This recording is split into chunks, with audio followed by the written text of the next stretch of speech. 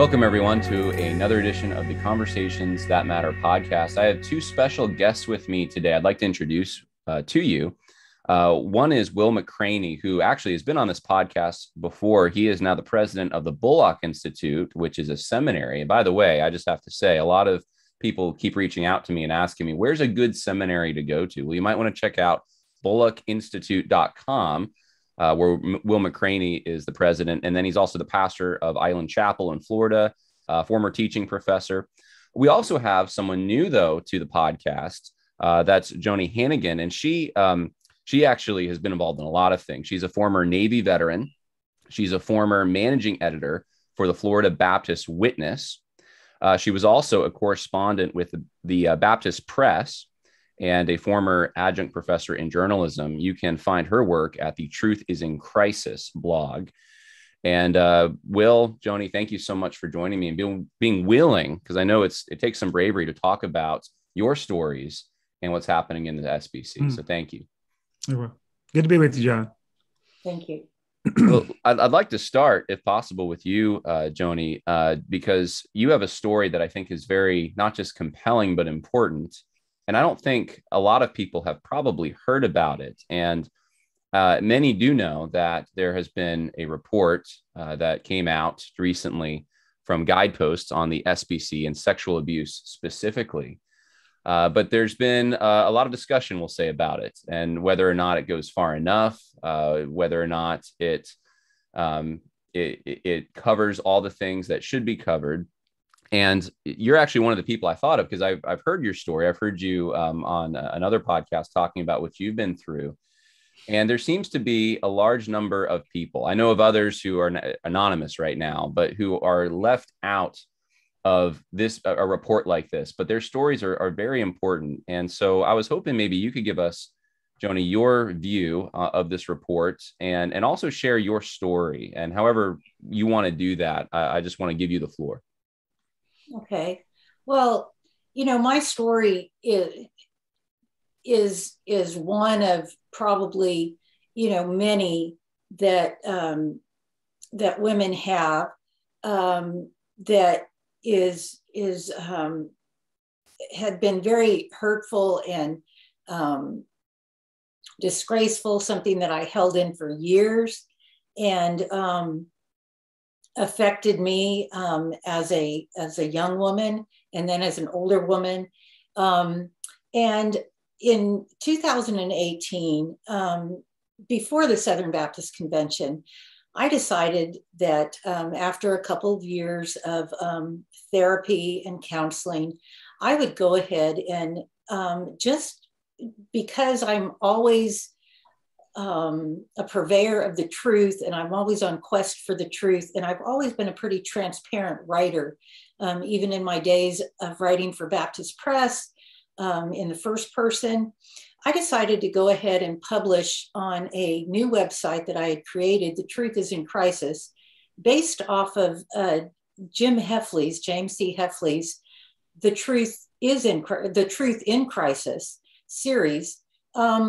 A website, a news website, and go ahead and release my story, my Me Too story of sexual assault when I was in the military as a teenager. And I did that because it was not only important to know that that person was my supervisor, a naval officer, but that person was also a Baptist deacon. And I actually knew that person's wife and children.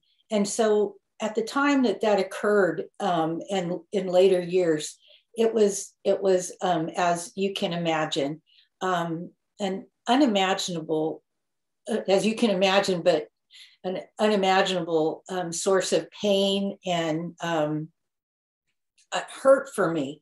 And as I began to define that in my life and look at some of the things that had occurred and challenges that I faced, I was able to put that into a broader context and realize that the reluctance in which I even would contemplate it in my head um, was not helpful to the broader audience, to people who needed to know that this kind of thing took place and that this kind of thing was often hidden, and women and men are abused in this manner and not receiving help for it. And it continues both in the military and both in churches.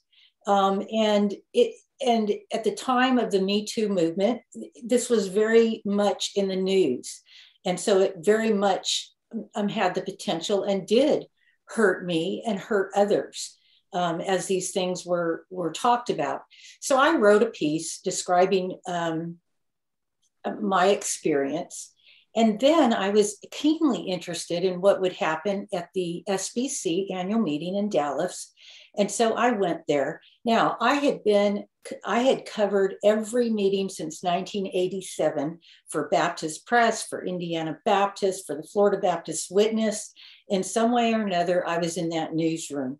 Officially, from 2002 to 2009, I was at the news desk for Baptist Press, which is part of the executive committee, editing stories and being the news editor.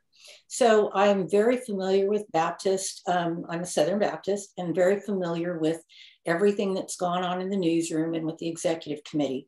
So I was looking forward to this resolution on abuse, on sexual abuse that would come out.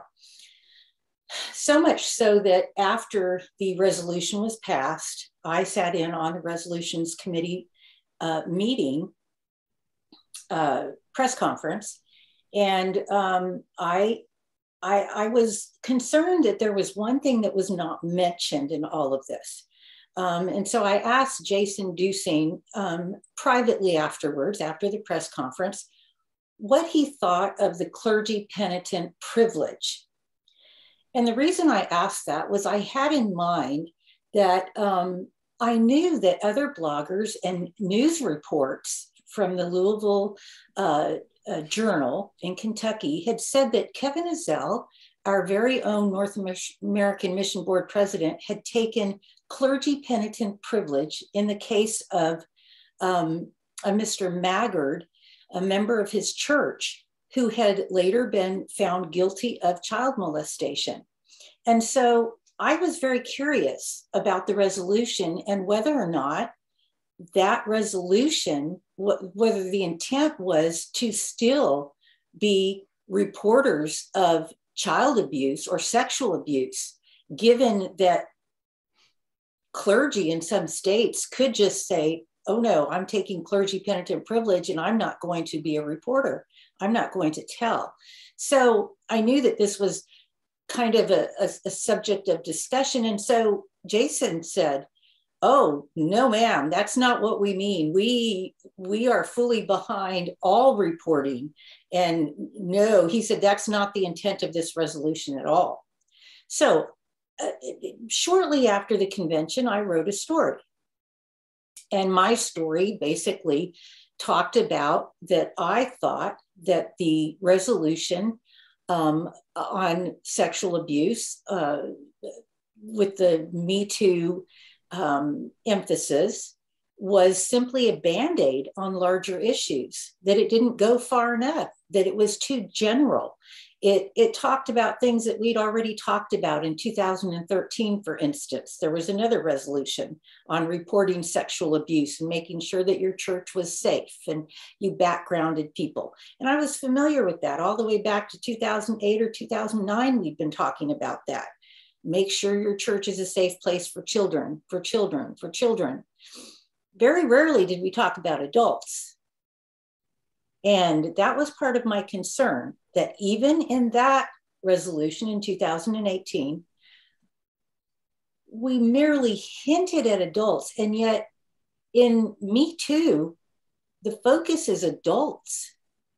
Adults in the workplace, adults in the church, adults, young women, young men, spiritual abuse, abuse of power. And in cases where these abuses of power are being more identified as, well, this person had a consensual relationship, notwithstanding the fact that the person that they had this quote unquote consensual relationship with was their pastor or their professor or somebody that was in power over them and who had groomed them, or somebody that could determine the future of their career. And so I felt like the resolution didn't go far enough, and that a lot of our entity heads or SBC leaders who were all of a sudden posturing and saying, oh yes, this resolution is wonderful in 2018, had some questions that were still unanswered, like Kevin Ezell, like Albert Mohler. I named these people in this story. I named Albert Mohler and his relationship with C.J. Mahaney, who was later criticized by his own board for his handling of sex abuse cases in his church or his network of churches. And so I did a very thorough, way too long, 3,000 word news analysis of things that were already out there. But this news analysis was subheaded, and I brought it together. And I think I put 4 paragraphs of the Kevin Ezell situation in there, basically targeting clergy penitent privilege and bringing up the question of whether clergy penitent privilege should be something that pastors invoke in these situations.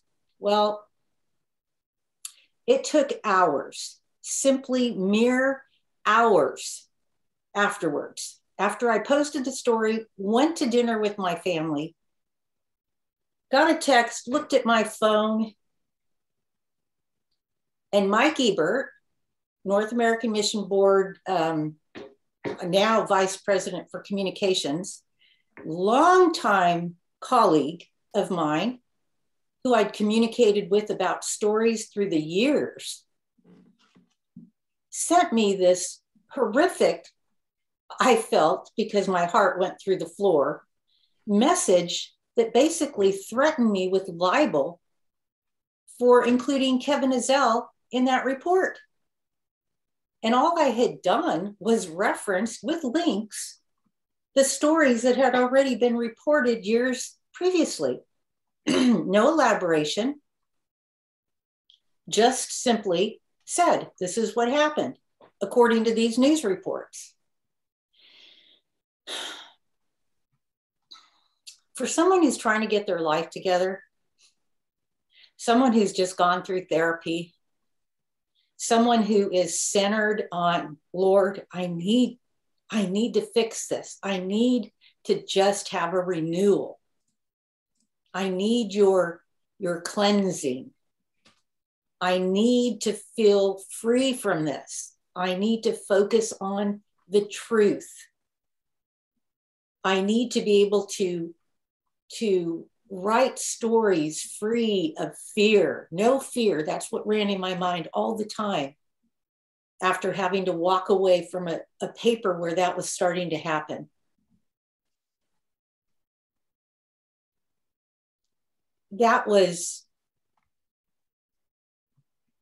was life changing. It was curtailing. It was as if my world had just fallen out from beneath me. I loved reporting the good news. I remember a state paper editor walked up to me at the newsroom, probably in Houston. I remember who it was. He's still a state paper editor. And he said, "You must really love your job, don't you?" Because I was sitting there bebopping to the music while I was editing stories, because it was great inspirational music. Some group had the music out there. And I said, "Yes, I do. I love serving my Lord in this way, telling the good news of God's work." It didn't matter whether it was the pastor's conference that I was covering, whether it was women's ministry, whether it was missions, or even investigative journalism. That was what I felt like, what I felt called to since I was before I even went to Florida, before I even went into the Navy at 18, I had written my mother a note, a letter that I still have, saying that all I want to do is go to the Southern Baptist Convention and tell the world about the good news, of the good stories that God's doing everywhere. And the best way I could see to do that was to join the Navy first and get some skills. I have that letter. It's in the Bible in back of me. I found it after my mother died. That's powerful. And that was just the tip of what happened with the North American Mission Board. Kevin Ezell finally, through Mike Ebert, saying, I'm threatening you with libel. And that didn't end. That didn't end. Shortly thereafter, he sent out an email to every one of my colleagues, 150 Baptist State Paper editors and communicators, who had just a few years before that awarded me News Writer of the Year. I have the award sitting on my shelf up there. And said that this blog, these stories are just, they lack credibility, that it's unethical the way that this is being brought out. And then followed it up with another email to 150 more Southern Baptist leaders, all of which I have the emails of, the copies to. It's a horrible feeling to know that you've been blackballed in this way, that you've been maligned in this way. It sounds to me like it's a motivation. Their whole modus operandi is to destroy you or the person who's bringing real accountability to some of these entity heads, and that some of the grandstanding, I'll use that word, is more symbolic than it is substantive. Well, that's why I have to say this. When somebody fails, like when Johnny Hunt fails, okay, boy, that's tough.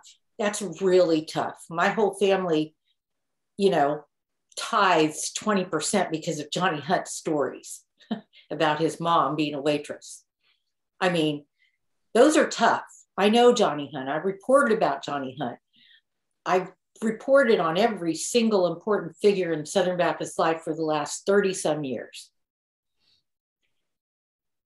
But to see Johnny Hunt come out with a statement, throwing oil on the fire, saying that this was a personal sin, and calling the woman an adulterer, an adulteress. Watching Kevin Ezell sign a statement from the North American Mission Board saying that, the initial email saying that this is nothing but a good example of how to handle a church situation with Maggard at Highview way back then. An example of how to handle a situation, take clergy penitent privilege or allow an attorney to let you say, to tell you that that's appropriate. Okay, if that happened and you did that, and that was what happened at that time, could you not now see that times have changed and you should change your stance on that and use that as an example to tell a broader story that, yes, maybe I did that then, but now I wouldn't do that. That's not a good example for all of these church planners, these student missionaries, and these other people that are out there. This is not a good thing. I shouldn't have done that, or I wouldn't do it now. Right. Let's look at this. Let's look at this clergy penitent privilege and see what it really means. See that it's rooted in the Catholic Church and it's rooted in the confessional. And we don't operate that way as Southern Baptists. Yeah. Even on my own pastor. Okay, so my own pastor, Tim Maynard, my daughter pointed it out to me. She said, Mom, our pastor, Tim Maynard, wrote a very strong statement on the entire recommendation that just came out from the task force. And I was really proud of him, except one thing. He only talks about children, how we protect our children. How about all these other situations? How about our women and young men? How about our adults? Yeah, Bobby Lopez has said, even he goes, I'm left out of the Me Too movement. I'm a man. I want to bring you into this, Pastor Will McRaney, because what Joni's just shared is very powerful stuff. And I think it exposes something deep that I've suspected. There's cases out there that I know about that have been, let's just say, brushed aside because they don't seem to fit a political agenda, it seems. And I want to hear you talk about first what we ended with there as a pastor, Will, and then I want to get into the broader issues you're challenging in the SBC. But this whole pastoral privilege issue, what do you think about that? Has that been weaponized or used in inappropriate ways to cover for people who should not be covered for? Are there circumstances where maybe a pastor does need to keep things under wraps, maybe in a counseling situation or something? But since you're a pastor, I'd like to maybe hear your reaction to what Joni just talked about. Well, John, thank you for this opportunity. And I want you to know, and all your viewers to know, that Joni is my friend, and I've walked with she and her family through this in terms of a person that takes great offense at what actually happened to her. And so this is the reason I got very engaged with this issue, and I'll talk about that in just a minute. But to answer your questions more specifically, most states don't have the clergy penitent privilege exception. But the issue even before that is when a pastor hears this before a potential investigation takes place and a criminal charge is filed, the pastor has the opportunity to go to authorities then. And so why didn't the issue for Kevin Ezel, which I raised with him and I've raised with people all across SBC and Guidepost and Houston Chronicle, is why when it came to him about this Bill Maggard that was convicted of molesting 7 boys and 10 felonies, why didn't he go to authorities then? He wasn't, he's minimized. I may actually publish some of those. I'm in possession of some of the documents that Joni referred to. And so when you refer to someone who's been the principal for 14 years as a school, when you try to write a defense that says that he was just one of 6,000 members, it's a little disingenuous. So the issue for me on this, in addition to the great hurt they did to my friend and to a survivor herself and a phenomenal journalist in Joni, is what did Kevin know? When did he know it? And why didn't he go to it? Why? Any pastor that gets this information can go to authority until that person that's guilty or committed that, shared that, they can go to the authorities then. They don't have to wait till investigation and somebody start looking. But when they went to look to ask Kevin to help, he didn't provide the help. And so the issue is, what did he know when? I know enough of the details. I've talked to the people that were on the case, the prosecutors. I researched all the details. I have it all down. It's just a matter of when I release, when I'm going to release that. But when Guidepost did not include this story, and I had informed them of this story, and when the Houston Chronicle had this story, Joni, it's been a couple years back that the Houston Chronicle had this, and Robert Dowden, for all their writing on this, they didn't include it. He might say that he didn't know. Maybe it was the researcher that we had conversation with, but they knew about this. And so the issue becomes, who are they protecting? And so first, as a pastor, yes, we should report. Secondly, who is Kevin Ezel? If he takes the step to threaten Joni for writing 5 sentences of truth, I believe I have that right, Joni, 5 sentences out of 3,000 words, that seems to be a very extreme position. So was he protecting himself? Was he protecting Al Mohler? What did Al Mohler know when? Yeah. What did Danny Aiken know? What did Russell Moore know? What did Jimmy Scroggins know? What did Tom Rayner know? There's a lot of people in that church when this happened, and that story's not been told. So you have, I think Joni alluded to this, but you have situations where, like Al Mohler, kind of after the Houston Chronicle story, throws CJ Mahaney kind of under the bus. No new information has come out about the case that's significant at all. It's just that the political winds have changed, it seems, and now it's inconvenient. And this is the same Al Mohler who wrote a whole defense or signed his name to one of CJ Mahaney. You have Danny Aiken just last week releasing a statement about how Southeastern wants to respond to the Johnny Hunt stuff. And it's basically, let's take down the name of Paige Patterson from the Patterson building. They already took out his portraits and stuff. Let's just wipe out Johnny Hunt's name as well. It's kind of the cancel culture thing. And that's why it just makes me think this stuff is so symbolic. There's a lot of press about it. There's a lot, they want to get a loud microphone and tell everyone about what they're doing to combat sexual abuse. But at the same time, you have situations like the one we're talking about here that just don't even see the light of day. It's weird.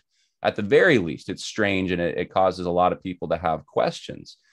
Will, you've been on your own pursuit of truth, just like Joni has here.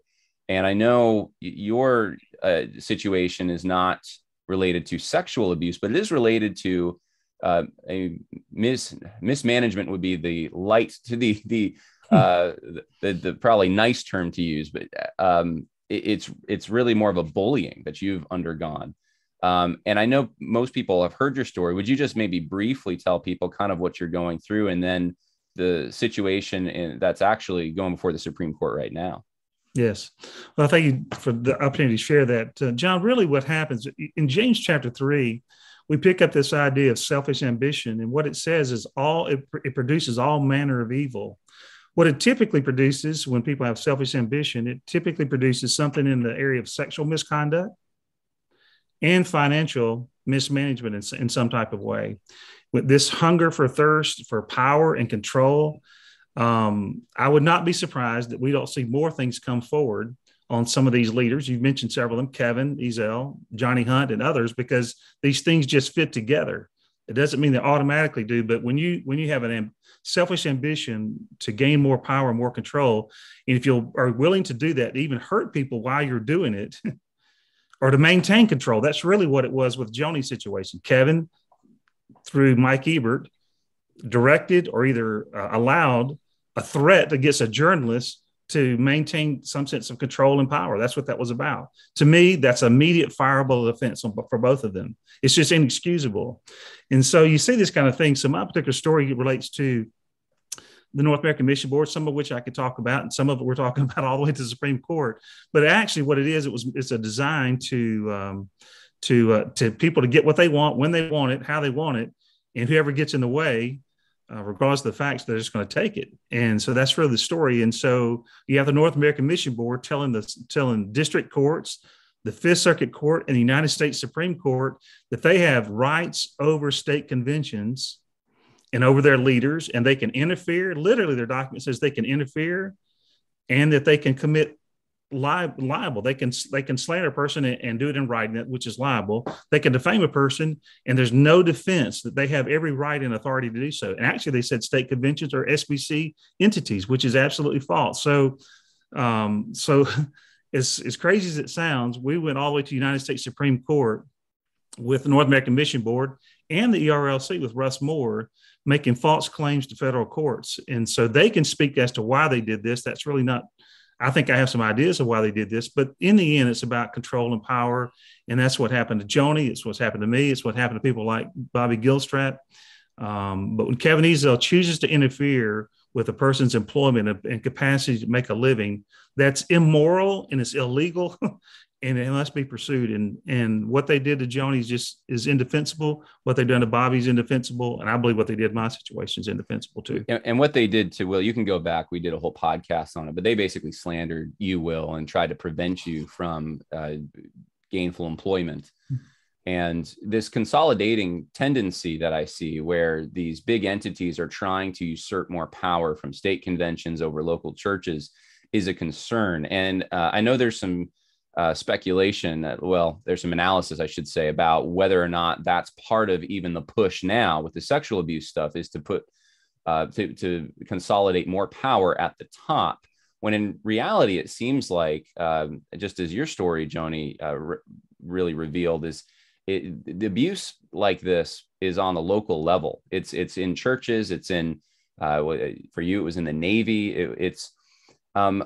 I'd be curious, Joni, first with you, and then Will. What would you like to see happen on the local level? What kinds of things could change, and maybe how could the SBC as a whole encourage some of those changes to prevent abuse, accountability, that kind of thing? Well, that's a really good question. Number one, I think we have to be very cognizant of looking at from the, we always say that we're a convention from the bottom up. And I appreciate that. I recognize that. I actually grew up Catholic. So I really have a lot of appreciation for the autonomy of the local church. But I will say this, that even though we say that with our words, our actions show that we give a lot of credence to our leaders. Our leaders. We let our leaders have a lot of that control that really our local church should have. And not only control, but responsibility, a lot of the responsibility. Now, how could we be better at that? Well, number one, we could teach that, okay? Right now, we have a situation in our seminaries where we're really confused. We're teaching, I believe, a very patriarchal, elder-led, pastor-led style of congregational fellowship. Polity, yeah. Polity, yes, yeah. Polity. My words aren't oh, you're good. right here anymore. But my daughter reminded me this the other day. She said, "Mom, this is going to be very tough because as Southern Baptists are still struggling over the difference between leadership styles and polity, there is that struggle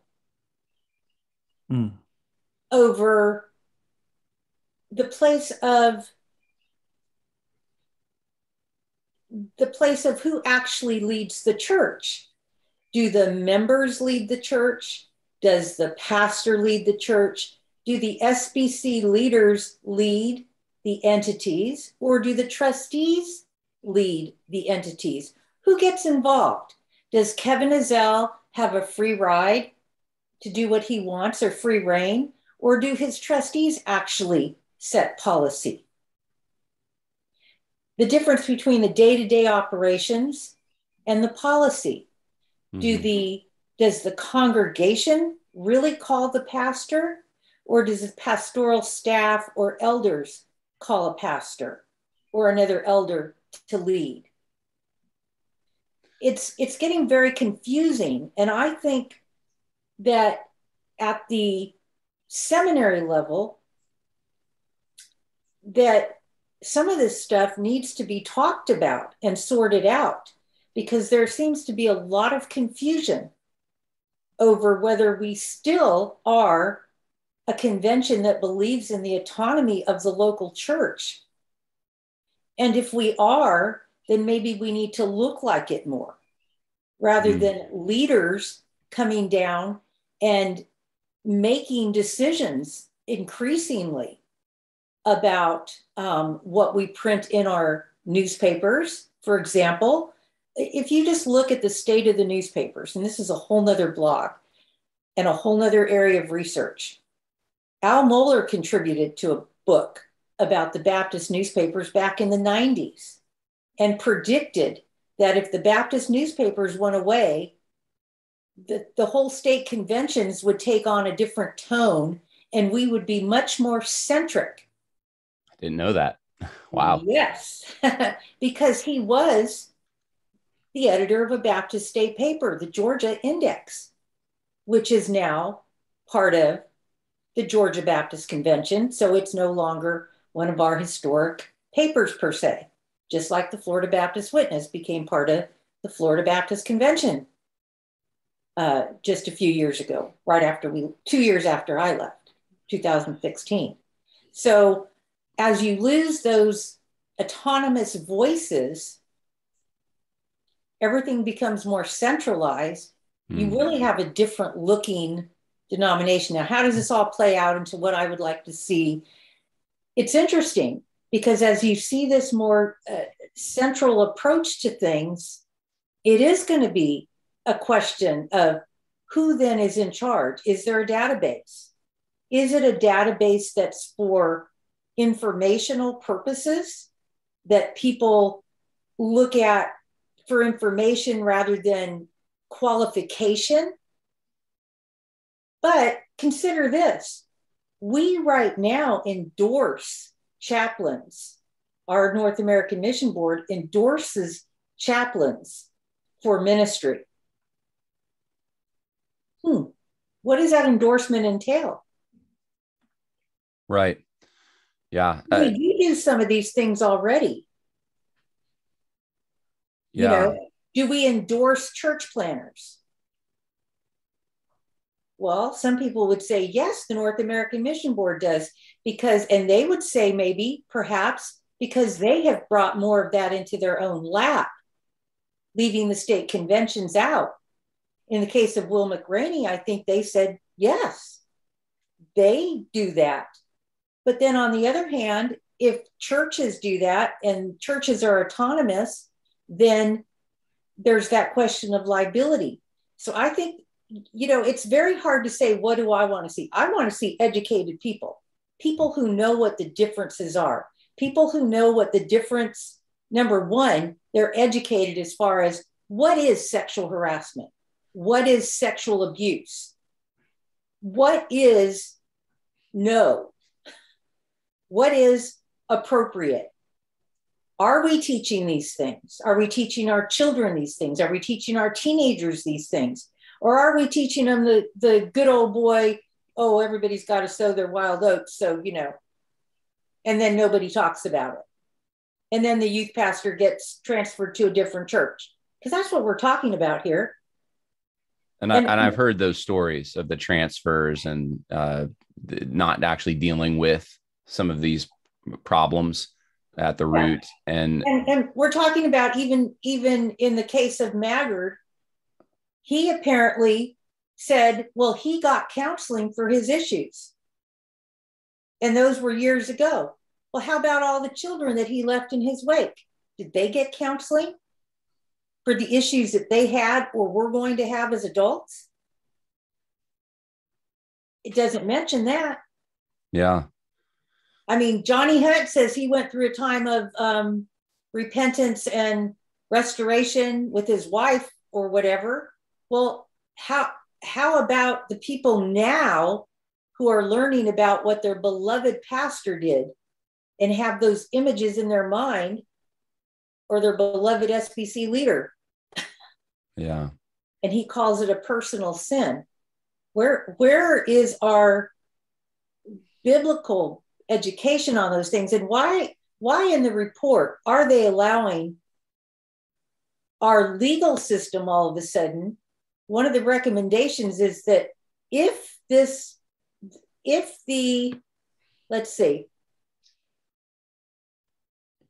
criminal charges or civil liability in the jurisdiction where it occurred is the criteria for putting somebody on a database, how many of these things that we're talking about would have been a civil case or criminal case? Mm-hmm. Yeah. You know, It's a good question. Well, and what you're saying, with everything that you just said, just in my mind, I keep thinking, wow, this is a mess. This whole thing is hard to put back together a town after a tornado goes through it. And we have a situation. I'll just chime in real quick because I did go to an SBC seminary, and I remember in the seminary, we were taught about church polity. And my professor happened to be more of a congregational guy. I go to a church that's more elder led. But here's the thing, though, that transcends that issue in my mind. And it shows that there's something else in the water. It's more caught than taught. It's more just the way that people are wired right now for some reason. But I remember in preaching class, the professor said, you know, basically who are your favorite preachers? And there was probably 3 preachers in the whole class of whatever, 20 people, 25 people. There were like 3 preachers. They all mentioned that these are their favorite preachers. And so you see there's a few guys that are getting a lot of respect. I think all of them have been disqualified now, if I'm not mistaken. Probably Driscoll, Patrick, and somebody else. I think Driscoll is one, yeah. And I think actually Tully and Tavidian might have been one. Yeah, okay. And I forget who the other one was. But anyway, after that, the professor said basically, well, if you want to preach good, go and copy the preacher that you like, copy their style. And so at the time, it didn't really occur to me how significant that was. Now I'm looking back and I'm realizing here's something that's big that's going on that we're not really talking about. And that is there is an extra hierarchy beyond the local church. So if the SBC is supposed to be local church driven, led, that means you have strong, healthy, vibrant, theologically grounded local churches with strong pastors who are able to then provide accountability, serve as trustees on these boards. Without that health at the bottom, you're going to have opportunists, bullies, people that should not have power rising to the top because there's a vacuum left. Yeah. And we have an extra hierarchy. And that's who seems to be in that hierarchy are those kinds of people who are very aggressive and want that kind of power. And it's beyond the local church. But for some reason, pastors and those sometimes in churches are looking to them for leadership. And I've said this even about this podcast here. Don't listen to this podcast, my podcast, and think that you're getting that this is all the spiritual advice you need or something. Like you have a local church. That's where you should be going. Mm-hmm. This hopefully helps, but it's not meant to usurp that at all. And so Will, I'd like you to, go ahead. That whole trust the trustees. I mean, and the whole idea that, trustees feel so enamored of themselves or so thankful that they're on a trustee board, they look to the president of the board, the president of the entity for leadership rather than it being the other way around, which is supposed to be. They're supposed to have vision for him.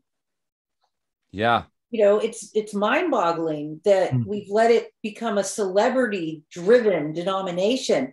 We had Platt, we had Driscoll, we had all of these celebrities, and that is not the way we grew as a denomination. Right. Will, I'd be curious to hear your thoughts on this, what we've just been talking about. You're a pastor, but you've seen how the sausage is made, so to speak. I mean, do you think this is a fair analysis that a lot of these issues are stemming from this kind of unspoken new hierarchy that seems to be emerging with more and more power attracting people loyal to the party, that kind of thing? Yeah, certainly. I mean, it's a human nature kind of thing, and it just has to be put into check. And if you don't have systems where there's accountability, what I've called for, let me talk about that, then I'm going to come back to the Bullock Institute, talk about a difference in terms of training.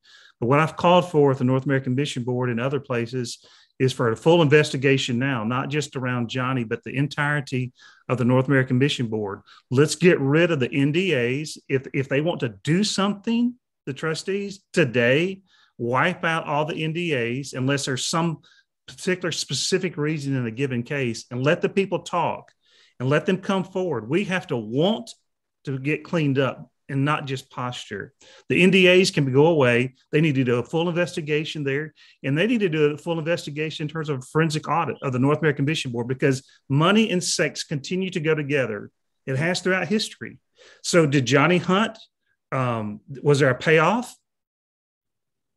out of NAM's money, Southern Baptist money, or other monies to this victim, this person? Is there been self-enrichment? Is there conflict of interest? And I have absolute proof that all these things are taking place. And so there needs to be, the Southern Baptist can call for a full investigation into the finances of North American Mission Board, because you chase the money, you're going to find the problems. And then also on the sexual abuse side. So let me address something you and Joni were talking about. I believe most of our, got a master's and a PhD from New Orleans Baptist Theological Seminary. I taught there as a professor of evangelism and church planting for 11 years. But the reality is we used in the West, we use a Western approach to educate people. We're credentialing ministers by their ability to write papers, read books, write papers, and take tests. We're dealing with knowledge only. And what the Bullock Institute is, through our partnership, it has a fully accredited master's degree. What we want to deal with competency and not in character, knowledge, and skill. But in a classroom, you cannot deal with character. What tends to happen in a denomination, what you described, John, well, is that the one with the most charisma and the one that has the most selfish ambition gets to the top. That's how this works. And so we have to go back and actually, I know the seminaries are trying, but they're not designed to deal with a person's character. They just are not. And actually not much on skills. And so there's ways to do this. We've got to retrain guys in the field under pressure in knowledge and skill and watch their character. Literally, in my degree that we offer, there's a degree on there's a competency on righteousness. And how about this one? A second one, just on the Master of Arts side, there's one on humility.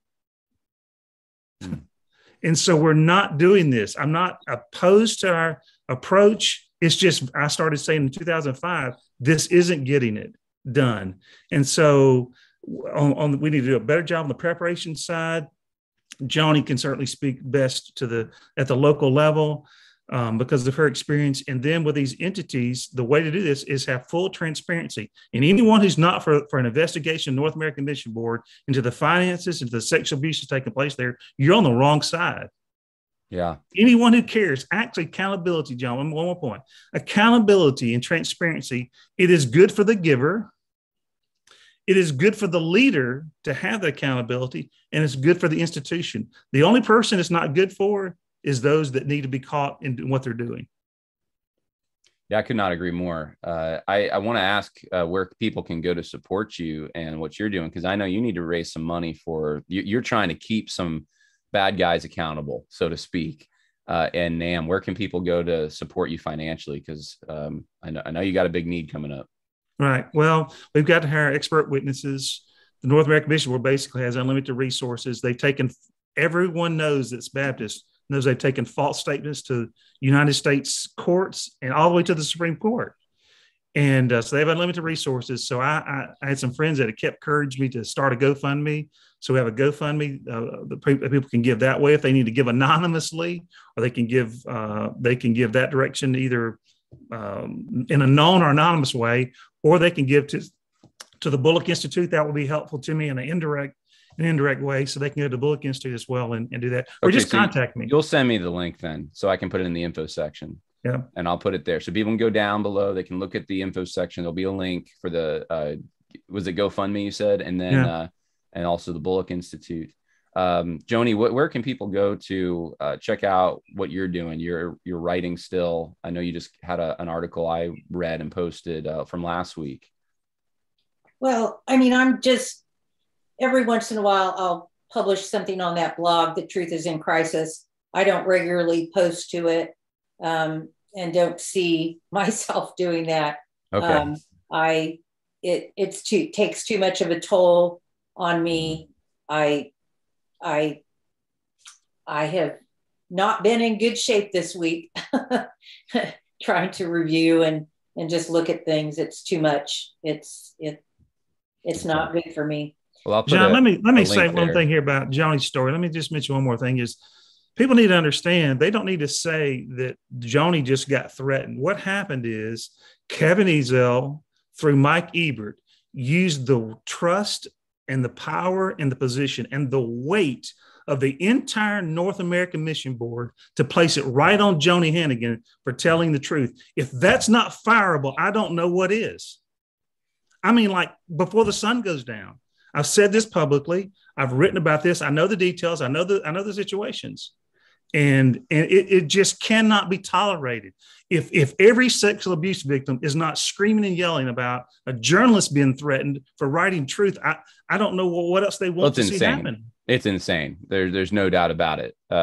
And the fact that this story is kind of covered up when we're talking about all these other things is just nuts to me. And it's one of the things that actually caused me to start thinking down this road of like, maybe, they're really not that serious about the sexual abuse stuff. Maybe this is something, there's something else going on. And so, go ahead. And John, my challenge is, and it has always been, to Mike Ebert, to Kevin Ezell, to that entire trustee board, many of whom I know, I mean, to the EC, to Ronnie Floyd, when I sent a note to him, to Jonathan Howe, they all know me. I wrote the story on 40 Days of Fasting for SBC Life on Ronnie Floyd way back when. We're talking in the 90s here, okay? That's how long my relationship goes with Baptist Press. My challenge would be then take every story I've ever written for you, North American Mission Board, off your website. Because it's no good then. If I don't have ethics, if I don't have credibility, take all those stories down and tell Baptist Press to do the same. Take the thousands of stories I've written down about the good news of God's work everywhere. The trustee meetings that I've covered, the Terry Schiavo case, the hurricanes, the preaching, the pastors' conferences, the convention messages, the motions. Take all those stories down then. If I'm that terrible, if I'm unethical, if I'm just out to get you, as you said in that email, then take those stories down. But you know what? Not even Al Mohler believed that, because I never got a word from him. Instead, last year, before the SBC, he agreed to an interview. And I actually interviewed him with Bobby Gilstrap? Gilstrap. Yeah. We interviewed him. He answered every single question I asked. There was no animosity between us. I mean, so there's no reason for Ezell to have done that. And other things that I didn't talk about. I didn't talk about other things. That's right. But there were other things leading up to that he'd already done, to let it be known that he did not want me reporting on NDAs. He didn't want me reporting on a single thing that reflected NAM in any kind of any pastor who had, or director of missions or state convention exec who had anything to say that brought up any question about the direction of NAM. I heard loud and clear that I must have chosen sides. And I was like, no, I'm just reporting. Yeah. Well, there are, with that said, and I hear you, and I mean, it's incredibly disturbing, and it's hard. It's just emotionally devastating to go through this. And then you're second guessing yourself. What you're feeling, I'm sure, is way beyond anything I felt, but I felt sometimes a little bit like, why did I go to an SPC seminary? What was the point of that? I wanted to be involved in the SBC, but look at this organization and all the bad things that are happening. I do want to remind people of this. God is working, God is good. And a lot of things, even you wrote about, Joni, they're true. There are good things. There's people, I can recall talking to IMB missionaries that are, good, decent people that just love the Lord, want to spread the gospel, want to disciple people. They're in Christ. And it's almost like I want to take the chains off if I had that authority. Absolutely. Because they're going through situations where, and I'm saying just generically because I've had conversations with many IMB missionaries, but and this goes for NAM, this goes for so many of the entities. They're going through situations sometimes where they're constrained, they're bullied. There's one I wrote about it actually recently. I'm gonna probably publish this before the convention, but I'm trying to kind of take a bird's eye view of like what happened to the SBC. And there was a story of someone from the IMB, and it matches the stories that I've heard that are not in the public domain. This one happened to be, because this person decided to go and talk about it. But he said, look, we were in a situation where I was told, hey, let us know if your daughter was in between these years and these months was in a certain premises, because there was a predator that she might have been in contact with. We can't give you any details. We can't give you the name. We can't say anything except that you just might want to have a conversation with your kids. Oh. Then this person leaves the IMB, and guess what? The first thing they're supposed to do is sign the NDA. And the NDA would basically mean that they can't talk about any of the things like that. That would maybe make the IMB look unfavorable. This is the kind of thing that's happening. And I've heard a lot of these kinds of stories, and I'm not willing to talk about stuff that's not in the public domain. But this particular one did come out in the public domain, and it matched other things that I've heard. And there's a problem on a big level here. And so for you, Joni, and for you, Will, to be willing to talk about it, be willing to challenge it, more importantly, is precious and important to me. And I think it's also, it means something to the Lord. So I appreciate you guys coming on and sharing. And, you know, I brought up stuff, John, on my website that I didn't talk about here today, but I brought up stuff in relation to the Florida Baptist Witness and some of the things there. And I had signed an NDA. But you know what? That NDA wasn't worth the paper it was written on, because the entity dissolved. And my lawyer at the time, that I was forced to get, because they said, make sure your lawyer looks this over, told me it wasn't worth the paper it was written on. So, I mean, right then, what a tactic. I remember crying when I read that agreement. Yeah. And I was told, well, this is only business, Joni. This is only business. Standard and I procedure. said, well, I didn't take this job as business. That's right. I took this as a ministry position. And I said, how could you do this? I had voluntarily resigned, and they terminated me. So very few people know that, because everything that I wrote, every month that I served at that position afterwards, I did my work as unto the Lord. Yeah. Well, thank you for sharing that here, Joni. It means a lot. And I'd just like to say to my audience, if you would just go to Joni's website, send her a note, send Will support a note. They're exposing some of these evil deeds of darkness. And, once again, thank you. Appreciate it very much. Thank you, John. John. Yep. God bless. You too.